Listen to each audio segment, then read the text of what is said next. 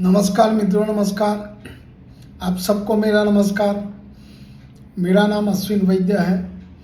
आज मैं आपको एक अच्छी रचना में सुनाने जा रहा हूँ। कुछ पल चाहती हूँ सिर्फ मेरे लिए, कुछ पल चाहती हूँ सिर्फ मेरे लिए, कुछ पल जो आज़ाद हो, कुछ पल जो आज़ाद हो जिम्मेदारियों से, मर्यादाओं से, कुछ पल जिन पर सिर्फ मेरा अधिकार हो, कुछ पल जिन पर सिर्फ मेरा अधिकार हो, मेरी मर्जी हो, कुछ पल जिनमें दिल खोलकर हंस सकूं, कुछ पल जिनमें दिल खोलकर हंस सकूं, जी भर के रो सकूं, जी भर के रो सकूं, कुछ पल जो सही गलत से परे हो, कुछ पल जो सही गलत से परे हो, कुछ पल बस सुकून से भरे हो, कुछ पल जो सुकून से भरे हो। Thank you, thank you, thank you.